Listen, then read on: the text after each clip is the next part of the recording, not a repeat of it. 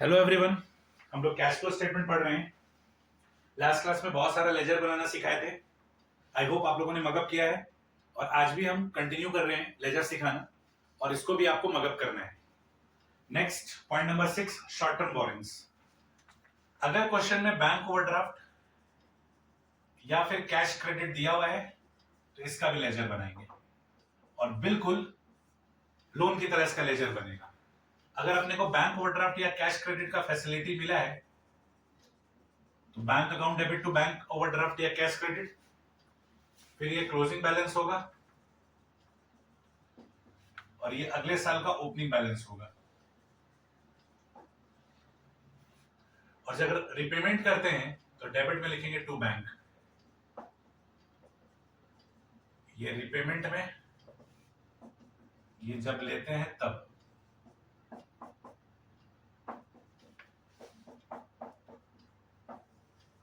ये और ये सीएफएस का पार्ट होगा। बिल्कुल बोरोइंग्स के जैसा है, बैंक लोन डिवेंचर के जैसा इसका लेजर।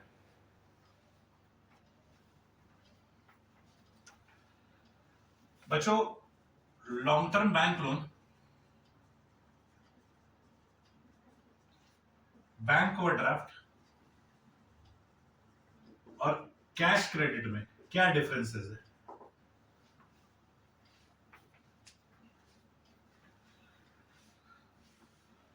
देखो बच्चों, हालांकि ये सारे का सारा चीज क्लास 11 में बताए थे लेकिन हम फिर से रिपीट कर रहे हैं।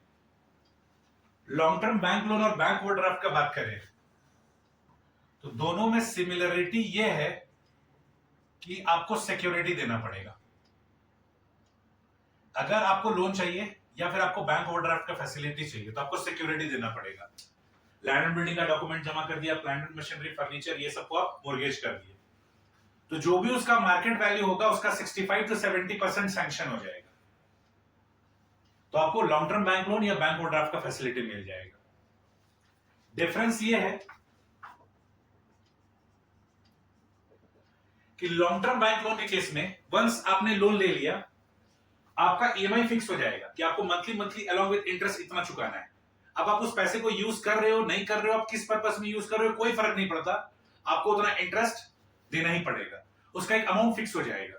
अगर आपने लोन 15 साल के लिए लिया है तो आपका 15 साल का 180 इंस्टॉलमेंट, अगर महीने महीने पेमेंट करना है तो वो 180 इंस्टॉलमेंट आपका फिक्स हो जाएगा कि आपको हर महीना इतना अमाउंट जमा करना है। फिर आप उस पैसे को क्या करते नहीं करते हैं उससे बैंक को कोई मतलब नहीं है, वो इंटरेस्ट लेगी, आपका अमाउंट फिक्स हो जाएगा। बैंक ओवरड्राफ्ट में क्या होता है बच्चों, आप जितना पैसा जितने दिन के लिए यूज करोगे आपको बस उतने दिन का ब्याज देना है। मान लीजिए आपको बैंक ओवरड्राफ्ट मिला 50 लाख रुपए का फैसिलिटी, आप इसमें से 25 लाख रुपए 10 दिन के लिए यूज किए, आपने अपने क्रेडिटर को पेमेंट किया, फिर आपका डेटर से जब पेमेंट आया तो आपने उस बैंक ओवरड्राफ्ट को बैलेंस कर दिया, मेकअप कर दिया। तो जब आपने क्रेडिटर को पेमेंट किया था तो उसमें से 25 लाख रुपए विड्रॉ किया था, आपने पेमेंट क्रेडिटर को चेक के थ्रू कर दिया था, और जब डेटर से कलेक्शन आया तो आपने बैंक ओवरड्राफ्ट वाले अकाउंट में उस पैसे को जमा करवा दिया, तो आपका अमाउंट मेकअप हो गया। तो आपने 25 लाख को 10 दिन के लिए यूज किया या फिर 20 दिन के लिए यूज किया, तो 25 लाख इंटू जो भी रेट ऑफ इंटरेस्ट है इंटू 20/365, उसके हिसाब से आप लोग का इंटरेस्ट लगेगा। तो that is the advantage bank overdraft कि जितना पैसा जितने दिन के लिए यूज करेंगे उतने दिन का ब्याज लगेगा ना। कैश क्रेडिट में भी यही होता है, जितना पैसा जितने दिन के लिए यूज करते हैं उतने दिन का ब्याज लगता है, और एडिशनल फायदा यह है कि कैश क्रेडिट में सिक्योरिटी नहीं लगता है, हमको पेपर वर्क करना पड़ता है। जैसे मान लो हमको कैश क्रेडिट का फैसिलिटी मिला 50 लाख रुपए का, तो हमको ये शो करना पड़ता है कि मेरे पास एनी टाइम करोड़ों का स्टॉक रहता है, मेरे पास 50 लाख रुपए से ज्यादा का स्टॉक एनी टाइम रहता है, मेरे पास एनी टाइम 50 लाख रुपए से ज्यादा का डेटा रहता है। वो तो मंथ एंड होते होते बिजनेस का फ्लो ना रुक जाए, इसलिए हम ये फैसिलिटी ले रखे हैं। बच्चों जनरली देखो रियल लाइफ में ऐसा होता है कि आप जब महीने का शुरुआत करते हो तो आपके पास पैसा अच्छा खासा होता है, लेकिन महीना के अंत आते आते पैसे का दिक्कत होना शुरू हो जाता है। फिर आप वेट करते हो कि जैसे अगला महीना आएगा मेरे पास पैसा आएगा, फिर हम काम करना शुरू करेंगे। तो वो जो एंड मंथ में जो कैश क्रंच होता है उसको निपटने के लिए लोग बैंक ओवरड्राफ्ट और कैश क्रेडिट का फैसिलिटी लेते हैं। जिसको पैसे का भयानक दिक्कत है वो तो लोन लेगा, लेकिन जिसको for short time being problem है, 5 दिन के लिए, 8 दिन के लिए, 1 हफ्ते के लिए, 4 दिन के लिए, वो लोग बैंक ओवरड्राफ्ट और कैश क्रेडिट का फैसिलिटी लेता है। ठीक है, तो यहां पर क्या होता है कि पेपर वर्क होता है, हम बैंक को पीरियोडिकली ये शो करते रहते हैं कि हम भले आपसे 50 लाख रुपए लिए हैं, लेकिन मेरे पास हमेशा 50 लाख रुपए से ज्यादा का स्टॉक मेरे गोडाउन में पड़ा रहता है, उतने से ज्यादा का मेरे पास डेटर पड़ा रहता है। That is cash credit. तो तीनों का नेचर उधार होता है, पर तीनों में कंसेप्चुअली यही डिफरेंस होता है।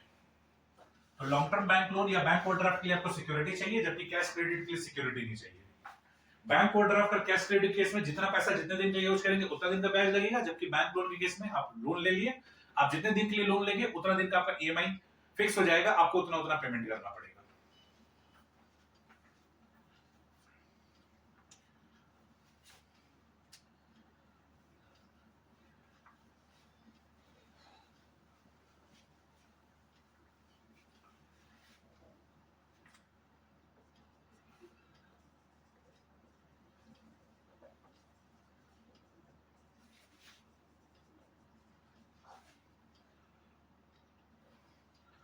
शॉर्ट टर्म प्रोविजंस, इसमें केवल एक ही इंफॉर्मेशन दिया हुआ रहेगा, प्रोविजन फॉर टैक्स। हम लोग इसका लेजर बनाएंगे, इसका लेजर आप कॉपी करिए, हम 3 केस करवाएंगे, उससे ये टॉपिक पूरा क्लियर हो जाएगा।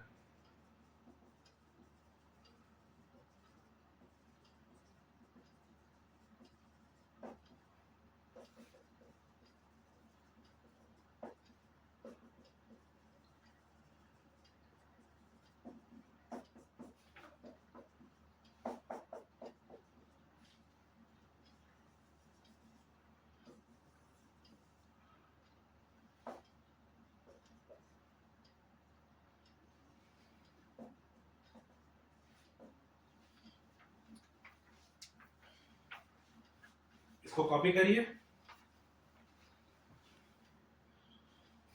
3 केस लेंगे, तीनों से क्लियर हो जाएगा।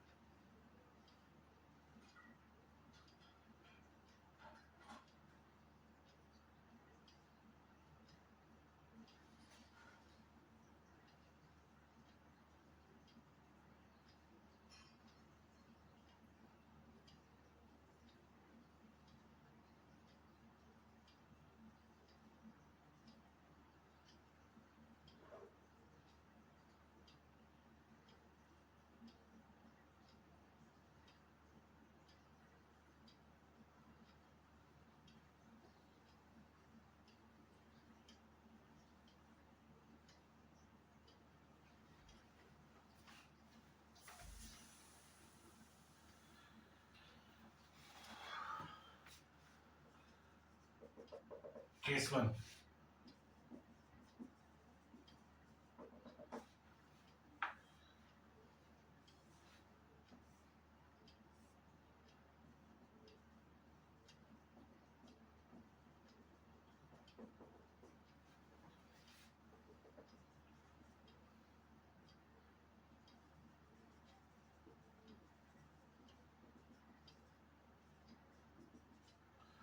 Short term provision.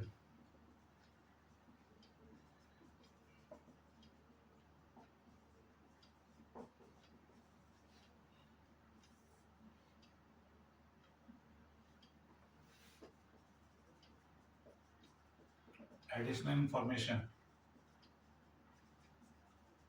Provision for tax made या क्रिएटेड ₹20,000 ड्यूरिंग द ईयर।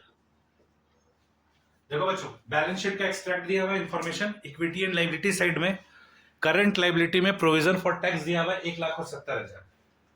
इसका लेजर कैसे बनेगा, लिखना बंद करिए, बोर्ड पे ध्यान दीजिए।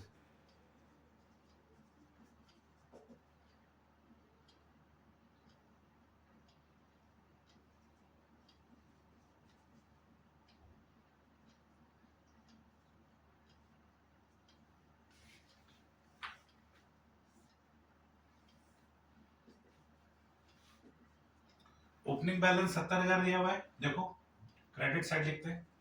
इनफैक्ट अभी लाइबिलिटी साइड का लेजर सीख रहे हैं, सबको ओपनिंग बैलेंस क्रेडिट तरफ आएगा।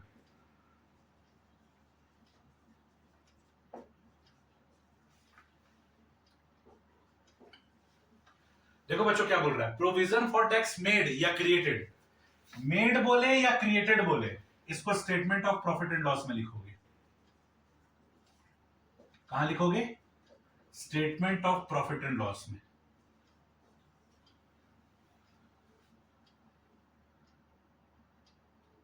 मान लीजिए 50,000, ठीक है, ये गलती से 20,000 लिखा गया था, इसको 50,000 करो। तो प्रोविजन फॉर टैक्स मेड या क्रिएटेड कितना है? 50,000। तो प्रोविजन, अगर इंफॉर्मेशन में प्रोविजन फॉर टैक्स मेड या क्रिएटेड बोल रहा है तो उसको statement of profit and loss में लिखेंगे।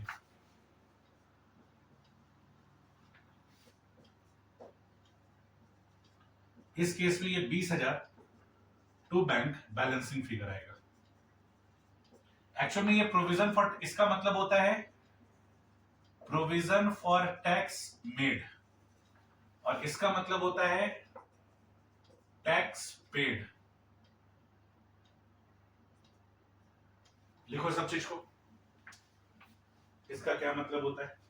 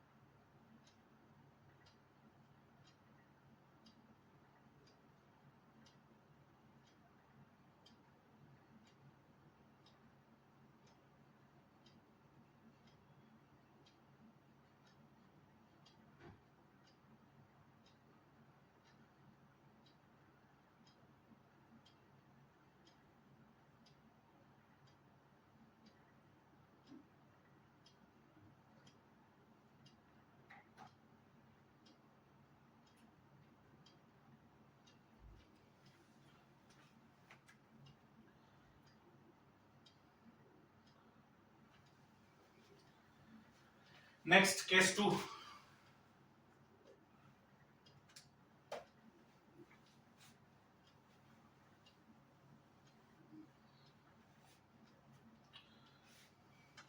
मान लीजिए सेम रहता, क्वेश्चन में बोलता है टैक्स पेड ₹80,000।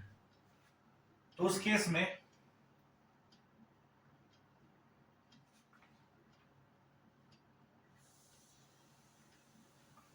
ओपनिंग 70,000 यहां लिखते, क्लोजिंग 1 लाख यहां लिखते, बैंक में 80,000 लिख देते। और अब इधर 1,10,000 बैलेंसिंग फिगर आता, statement of profit and loss. Copy कर लीजिए case 2।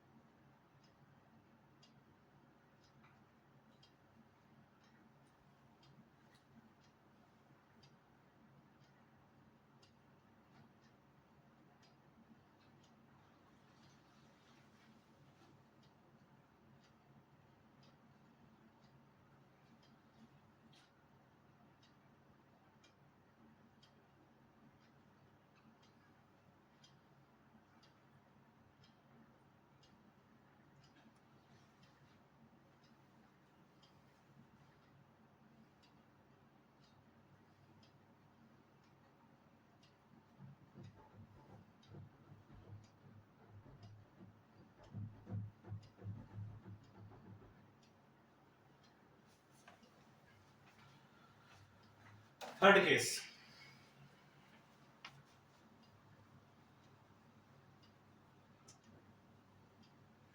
No additional information. Most of the question में यही होगा बच्चों, मोस्ट इंपॉर्टेंट 10 में से 8 क्वेश्चन यही होगा। तो उस केस में क्या करना है,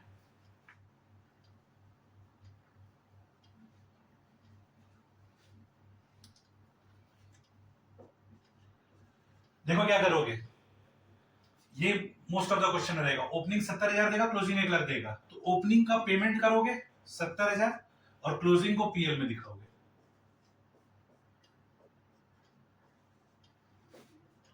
ये थर्ड केस याद करना है। प्रोविजन फॉर टैक्स मेड बोलेगा तब तो पीएल में लिखेंगे, बैंक बैलेंसिंग फिगर आएगा। टैक्स पेड बोलेगा तो बैंक में लिखेंगे, पीएल बैलेंसिंग फिगर आएगा। कुछ नहीं बोलेगा तो ये ओपनिंग इंफॉर्मेशन को बैंक में लिखेंगे और ये क्लोजिंग इंफॉर्मेशन को पीएल में लिखेंगे। कॉपी कर लो।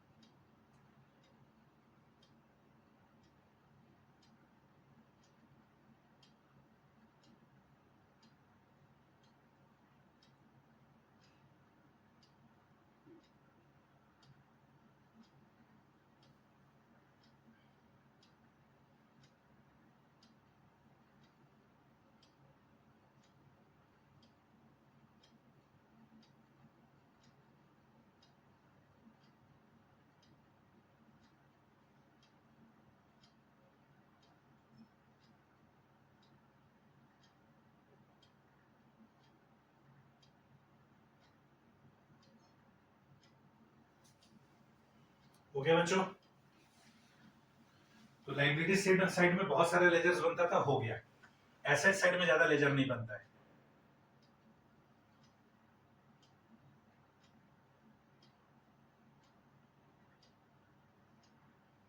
एसेट साइड में मोटा मोटी 5 लेजर,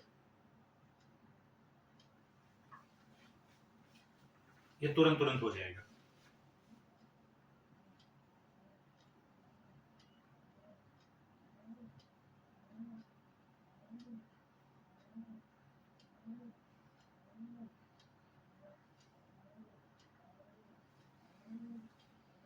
चलिए नेक्स्ट।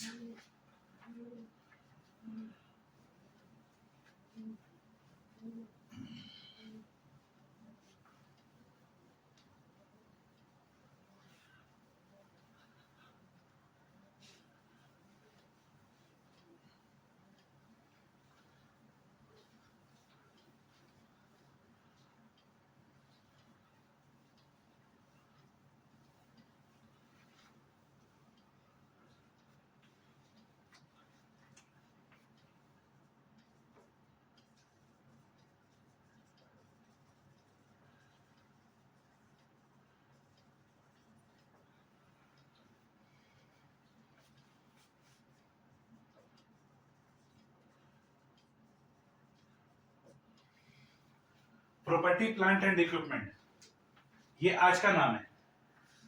पुराना नाम इसका क्या था?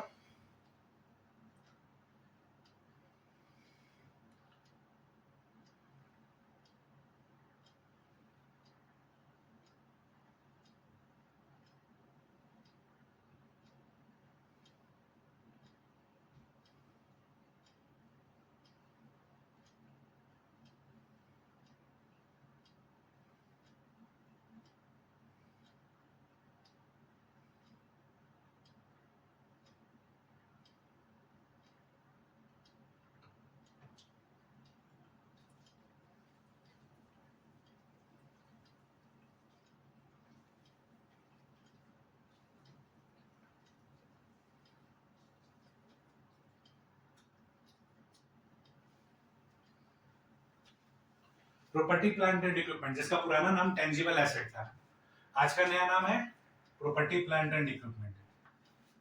इसमें जो लैंड अकाउंट बनता है बच्चों, वो डिफरेंट होता है। As all of we know कि लैंड 2 तरह का होता है। एक होता है लीज होल्ड लैंड और एक होता है फ्री होल्ड लैंड। अगर हम लोग लैंड बोलते हैं तो इसका मतलब हम लोग फ्री होल्ड लैंड के बारे में बात कर रहे हैं। फ्री होल्ड लैंड मतलब क्या होता है? हमने एक जमीन खरीदा, that is free hold land. Lease hold land क्या होता है? मान लीजिए मेरे पास 10 एकड़ का जमीन है, आपको कुछ करना है, आप 50 इयर्स के लिए वो जमीन हमसे भाड़े पे ले लिए और उसका एक मोटा अमाउंट हमको दे दिया, तो मेरे लिए वो फ्री होल्ड लैंड है, पर आपके लिए वो लीज होल्ड लैंड है। मेरे पास सपोज करिए 50 एकड़ का जमीन है, आपको उसमें से 25 एकड़ का जमीन चाहिए। मान लीजिए आपको कोई फैक्ट्री सेटअप करना है, आपको जो काम करना है वो 50 इयर्स के लिए करना है। अब हमसे 50 इयर्स के लिए जमीन ले लिए। आज इंडिया में बहुत सारा इंडस्ट्री लीज होल्ड लैंड पे ही खड़ा है। 50 साल 60 साल के बाद सब खत्म हो जाएगा। बहुत लोग 99 इयर्स के लिए, कुछ लोग 80 इयर्स के लिए इस तरीके से लीज पे लेते हैं। दिल्ली कोलकाता में तो बहुत सारा कोचिंग इंस्टीट्यूट 20-20 साल के लीज पे लेता है कि 20 साल के लिए जमीन दे दीजिए, उस पे वो लोग अपना सेटअप खड़ा करता है, इंस्टीट्यूट में बच्चों लोग को पढ़ाता है और 20 साल में इतना पैसा पीट लेता है कि 20 साल के बाद वो जमीन वाले को उनका जमीन वापस कर देता है। आज देखा जाए, ठीक है, हम ज्यादा से ज्यादा और 20 साल और पढ़ा सकते हैं। आज हमको दिख रहा है कि मेरे पास स्टूडेंट स्ट्रेंथ बहुत अच्छा है, हम 25 साल के लिए जमीन लीज पे ले लेंगे कि भाई 25 साल के लिए पढ़ाएंगे, 25 साल के लिए जमीन लीज पे ले लिए, उस पर बिल्डिंग खड़ा करेंगे, अंदर में फर्नीचर डेवलप करेंगे, बच्चा लोग बोलेंगे जो पढ़ने के लिए 20 साल में अच्छा पैसा पिटेंगे, 20 साल के बाद खाली कर देंगे, क्योंकि हम तो ऐसे ही रिटायर होने वाले 20 साल के बाद। तो रियल लाइफ में इस तरीके का काम बहुत बड़े लेवल पे हो रहा है। तो अगर हम लोग केवल लैंड बोलते हैं तो लैंड का मतलब होता है फ्री होल्ड लैंड, ठीक है। इसमें कोई डेप्रिसिएशन नहीं होता है, इसका वैल्यू हमेशा एप्रिशिएट करता है, वैल्यू एप्रिशिएट। इसमें क्या होता है? डेप्रिसिएशन चार्ज होता है। तो अगर हम लोग फ्री होल्ड लैंड का बात करें तो लैंड खरीदेंगे तो एंट्री क्या पास करेंगे? Land account debit to bank account, यही क्लोजिंग बैलेंस बचेगा और यही अगले साल का क्या बन जाएगा? Opening balance. और फ्री होल्ड लैंड का वैल्यू गिरता नहीं है, अगर वैल्यू गिर रहा है तो इसका मतलब आपने बेचा है, बेचोगे तो bank account debit to land. तो ये परचेज हो गया, ये सेल हो गया, यहाँ डेप्रिसिएशन होने का सवाल ही पैदा नहीं होता है। तो ये कहाँ है, ये जाएगा, ये है मेरा सीएफएस का, इन्वेस्टिंग एक्टिविटी में जाएगा। इससे पहले जो भी हम लोग क्वेश्चन बनाए, मतलब पॉइंट नंबर 7 तक जो भी डिस्कस किए, उसमें जो भी बैंक था वो सारा का सारा फाइनेंसिंग एक्टिविटी से रिलेटेड था, लायबिलिटी साइड का आइटम था।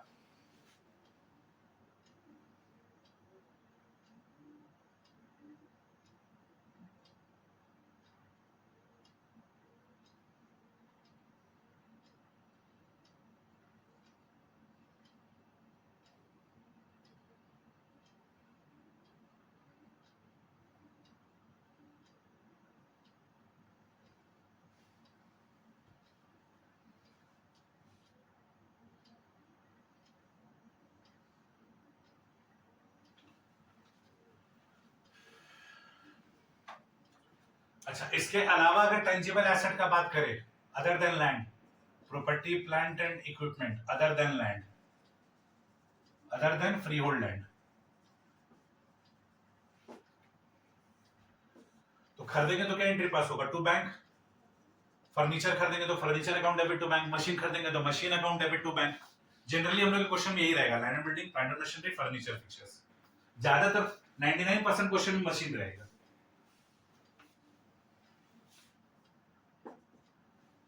ठीक है, यही क्लोजिंग बैलेंस हो जाएगा, यही अगले साल का ओपनिंग बैलेंस हो जाएगा। डेप्रिसिएशन चार्ज किए तो डेप्रिसिएशन का क्या एंट्री होता है, depreciation to asset and then PL to depreciation, तो नेट एंट्री क्या पास हुआ, पीएल टू एसेट। यहां हो जाएगा by statement of profit and loss, depreciation के लिए। मान लो एसेट बेचे तो बाई बैंक, सेल किए तो ये तो परचेज के वक्त आएगा। बेचने से अगर लॉस हुआ तो statement of profit and loss.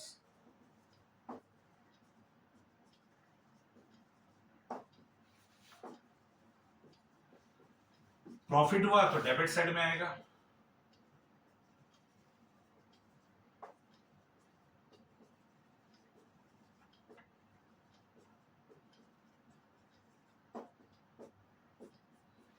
और जितना भी आप by bank to bank statement of PL देख रहे हैं, ये सारे का सारा सीएफएस का पार्ट होगा।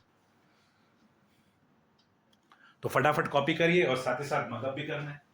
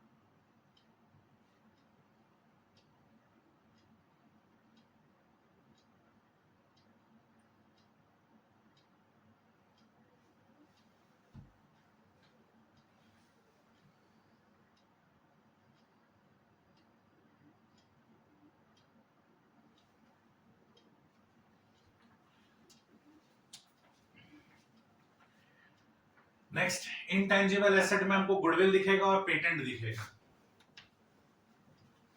हम बच्चों एकदम सिलेबस पॉइंट ऑफ व्यू से एकदम रिस्ट्रिक्टेड लेजर्स बता रहे हैं, होने को और भी बहुत कुछ हो सकता है, और उतना ही कर रहे हैं जितना हम लोग के सिलेबस में।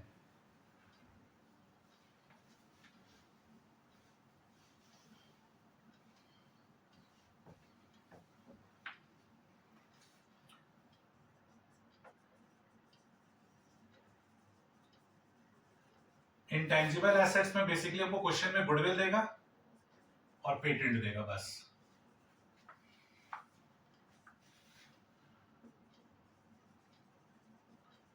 तो मान लीजिए हमने पेटेंट कराया है, तो हमने पेमेंट किया होगा। पेटेंट का मतलब क्या होता है? Right to manufacture, right to produce. हमने किसी प्रोडक्ट का अगर पेटेंट कराया है तो उसके लिए मैंने रजिस्ट्रार ऑफ पेटेंटी को पेमेंट किया होगा, तो एंट्री पास होगा patent account debit to bank. और आपको पता है कि जब कभी भी हम लोग कोई बिजनेस टेक ओवर करते हैं तो उसके कंसिडरेशन से ज्यादा पेमेंट करते हैं तो गुडविल आता है, और कम पेमेंट करते हैं तो कैपिटल रिजर्व आता है। ये चीज आप वैल्यूएशन ऑफ गुडविल चैप्टर में सीखे हो, शेयर चैप्टर में सीखे हो, डिवेंचर चैप्टर में सीखे हो, ये डिनाई नहीं कर सकते हो। whenever your purchase consideration is greater than net asset taken over, तो उस केस में क्या आता है? गुडविल आता है। तो अगर आपने पेमेंट कैश में किया होगा तो goodwill account debit to bank, ये क्लोजिंग वैल्यू, और ये अगले साल का क्या होता है? Opening value. और अगर गुडविल या पेटेंट का वैल्यू गिर रहा है तो आप सोचोगे आप उसको राइट ऑफ कर रहे हो, statement of profit and loss. अगर वैल्यू बढ़ रहा है तो परचेज है, और घट रहा है तो आप उसको राइट ऑफ कर रहे हो।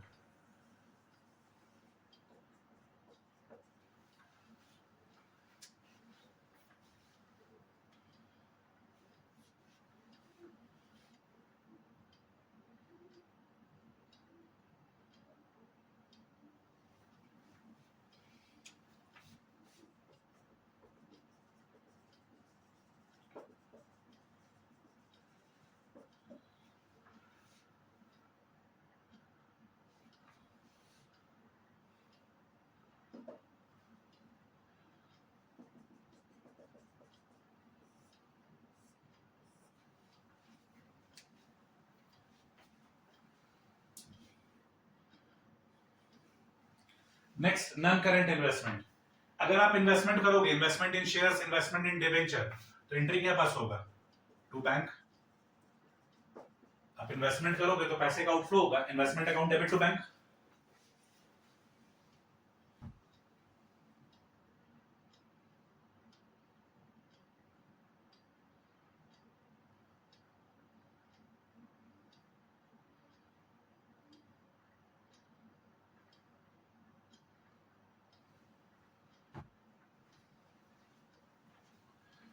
तो यही क्लोजिंग बैलेंस बचेगा, यही अगले साल का ओपनिंग बैलेंस होगा।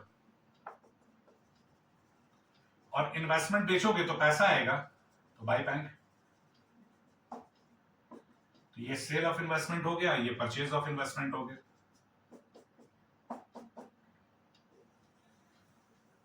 ये कैश फ्लो स्टेटमेंट का पार्ट होगा।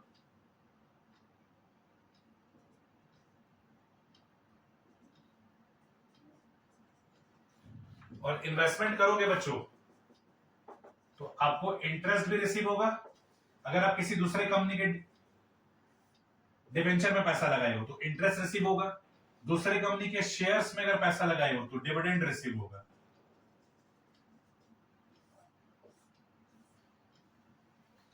तो रिसीव होगा तो क्या होगा? Bank account debit to income, तो क्रेडिट में बाय बैंक अकाउंट रिसीव करने पे, और इसको ये इनकम है तो ये प्रॉफिट एंड लॉस में जाएगा।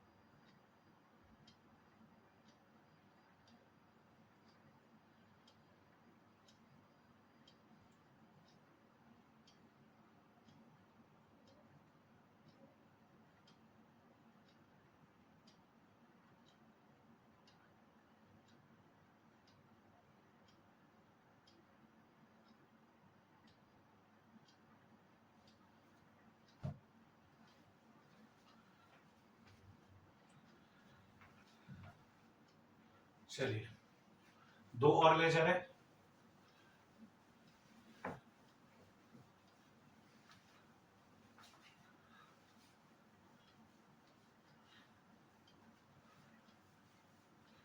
एसेट साइड में जो बैंक दिख रहा है ना बच्चों, वो जाएगा इन्वेस्टिंग एक्टिविटी में, और लायबिलिटी साइड वाला जो हम लोग बैंक अकाउंट बनाए वो जाएगा फाइनेंसिंग एक्टिविटी में। तो आपने अगर long term loans and advances दिया है या फिर short term loans and advances दिया है, तो किसी को अगर दिया होगा तो पैसे का आउटफ्लो हुआ होगा।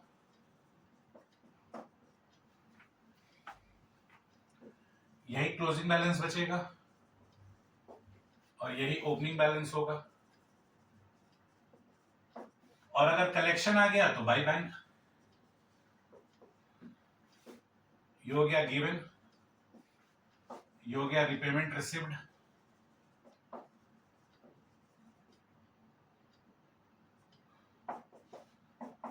That's it.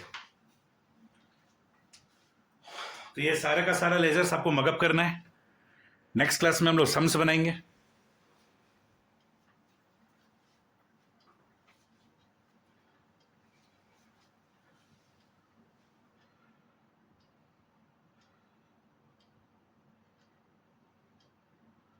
फटाफट फटाफट कॉपी कर लीजिए।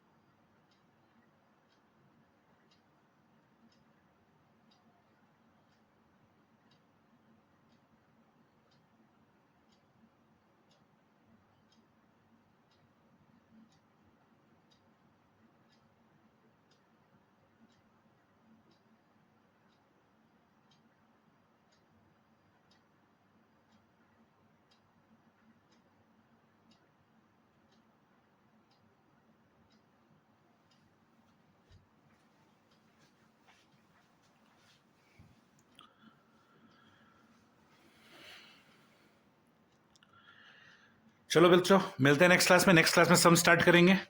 Bye bye everyone, take care, mug up कर लेना।